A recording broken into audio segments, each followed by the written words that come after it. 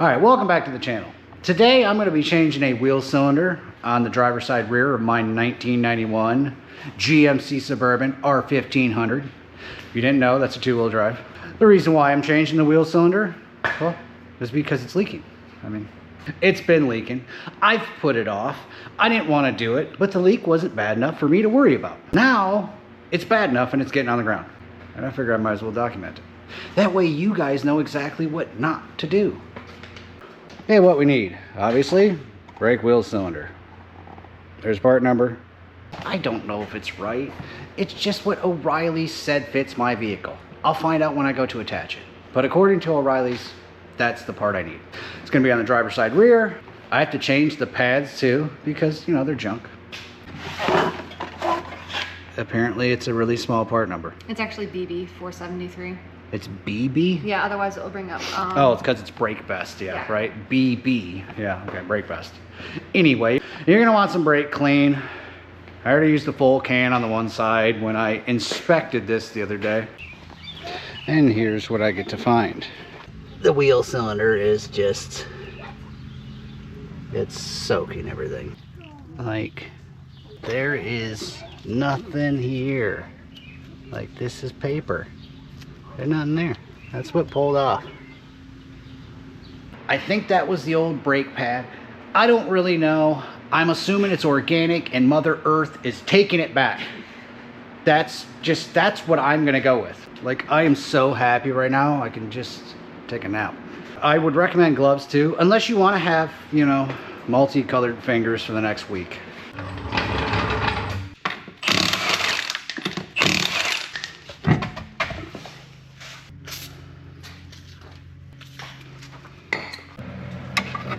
A little bit of pressure. This is what we got left. I already showed that clip. This is fine, which is typical. This is what I'm kind of curious about. There was definitely no rubbing or grinding or any funky noises coming from the rear end.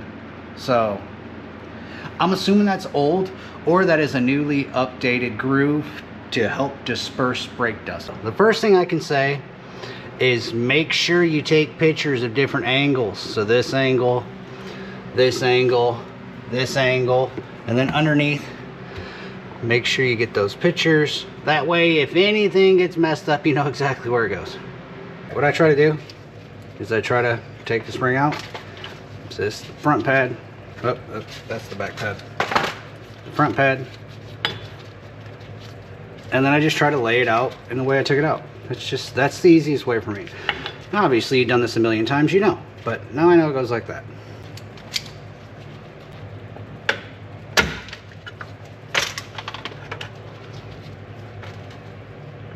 And that goes right there. Or the screwdriver for this, but that's, I mean, it'll get the job done. Right. Whatever, that'll just fall off after, but I know it goes like that. That comes off. And now these little clips, there's a special tool that you can use right here for these. There's a little slot that you'll line up.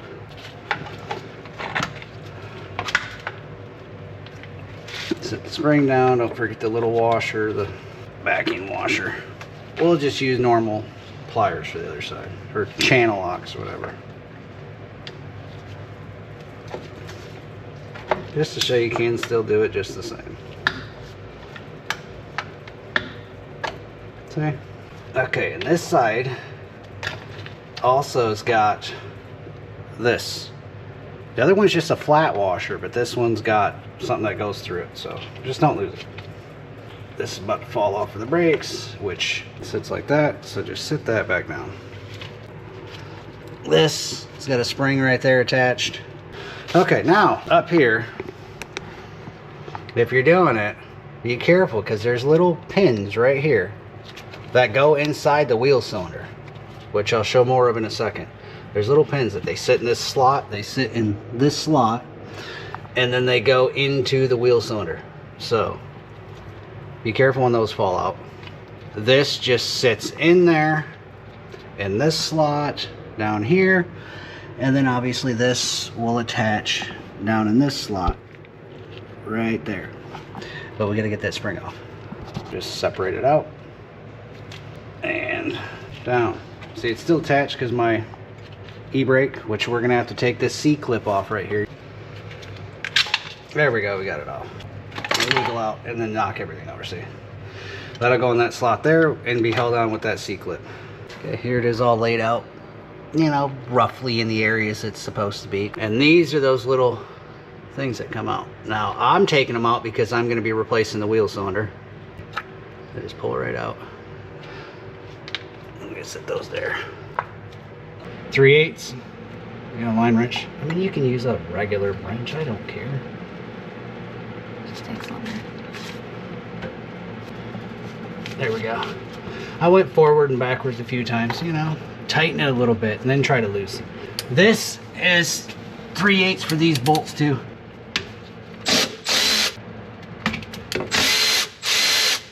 We got those bolts off. We got the line loose and it's off. I just do a little tap. There we go. Off. There's our wheel cylinder. Make sure that this brake line, if you can get up here, make sure this brake line's nice and clean before you put it on the new wheel cylinder. Otherwise, you're going to be putting a bunch of dirt and grossness. Make sure that you put the bleeder side up. And then just add a little dab of brake and caliper grease.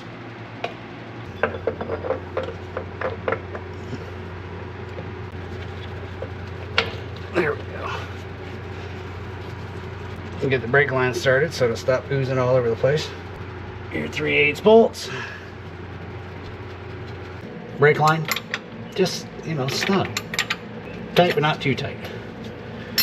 From what I read, the wheel cylinder mount bolts are 15 foot-pounds, so that's what I'm going to tighten it up. But I don't know. I mean, you could just tighten it up snug. That's what most people are going to do. If it seems like it needs more, then I'll tighten it more, but it should be fine.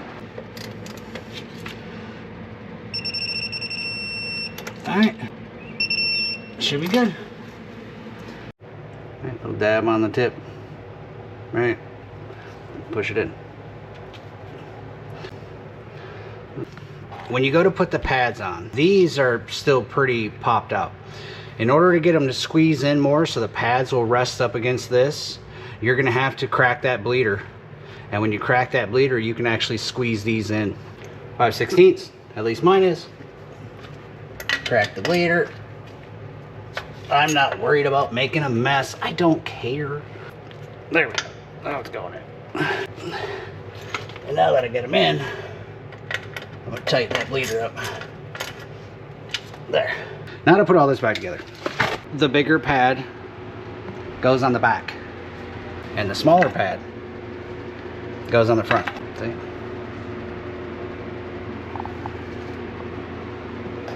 This, for the e-brake, goes in this slot. Don't forget the little washer. Take your C-clip and, you know, push it on, beat it on, whatever. Okay, there's that. We need to put caliper grease on those. Oh yeah, spots. yeah, good spot, good point. Since she reminded me and I almost forgot, brake caliper grease.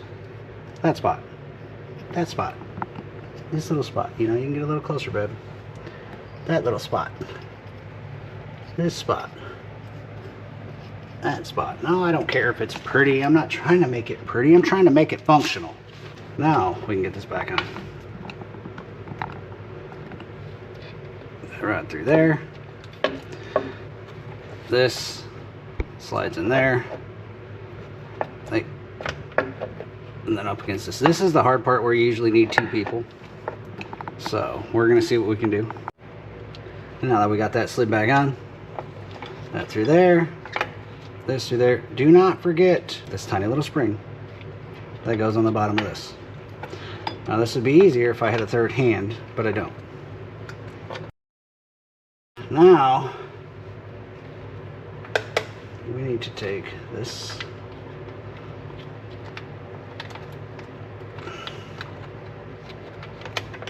get in there. Okay, get in there, turn. All right, now I got all that on there. This, don't forget to put this back on. Luckily this just pops right off, so I can pop it off, put it back on. before this spring. So, took 2 seconds. Just pop this, see, it's really easy. Pop that off, put that piece back on there before. That's another thing too, this bottom one here, this spring, it goes behind this in the pad. It goes, not the big hole, the little hole. It'll go in the little hole right there. The pin, and it's gonna be back here, you can move it.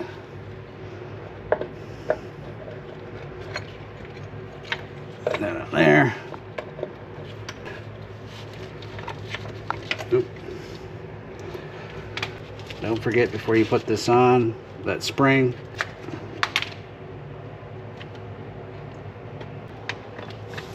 This adjustment slides in that slot, remember? And then you just knock the spring off.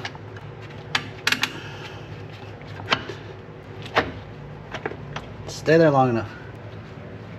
Spring in this hole. Now a lot of people just do the screwdriver technique. See? The screwdriver technique. It works great. Now we got that in, I can hook this bottom spring up. Now the spring, it locks in that first little hole, not the second big one. See? What I did is that goofy tool doesn't help me.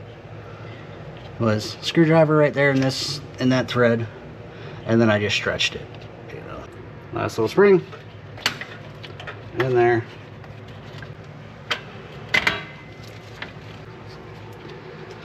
There, all attached, everything's on. There's your full layout.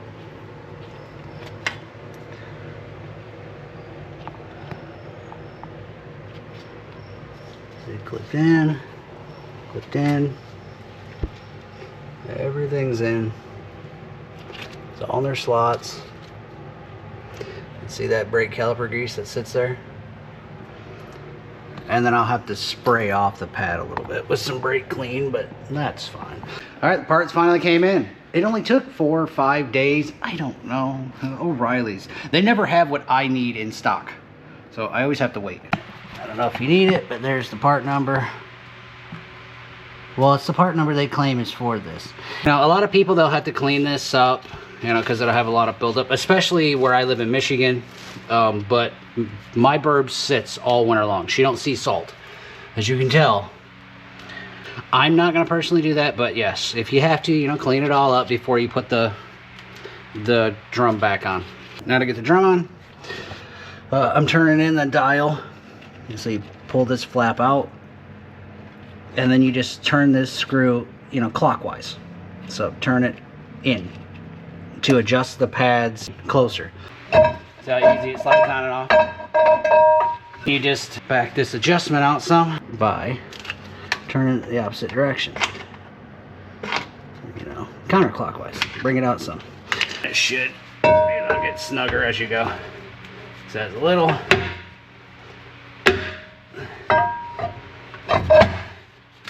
Alright, yeah, it's not too bad.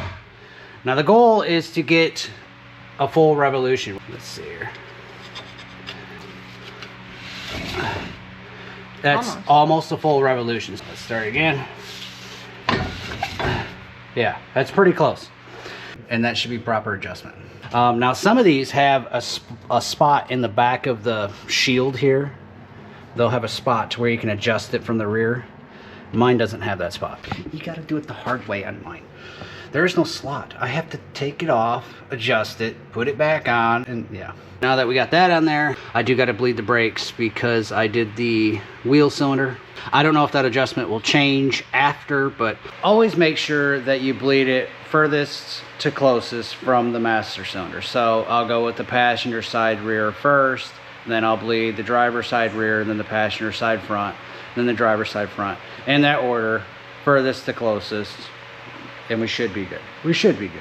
Well, you know, you go out there and you give 110%. Man, this is a team effort, and I just want to say that I'm really proud. All right, number 1, yeah!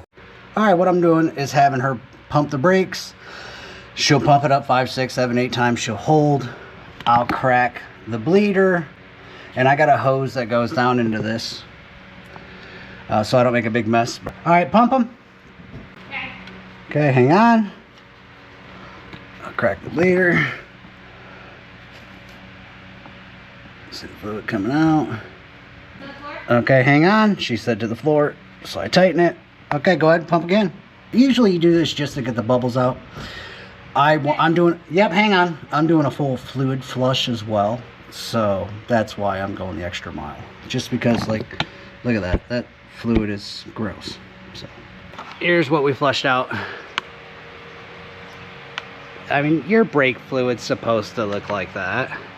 All right, after we got all the brake fluid done, I put the tires back on. We checked for proper adjustment again, because obviously with a tire, you're gonna have way more leverage than you will with just the drum. And I did have to adjust both sides again. The driver's side wasn't too bad, a couple clicks. The passenger side, there was quite a bit, which is weird because the driver's side was the one where the pads were practically gone. Okay, there was nothing left. I barely had rivets left on that. If that would be a full revolution, we're probably, you know, 10% over. That should be a good enough adjustment.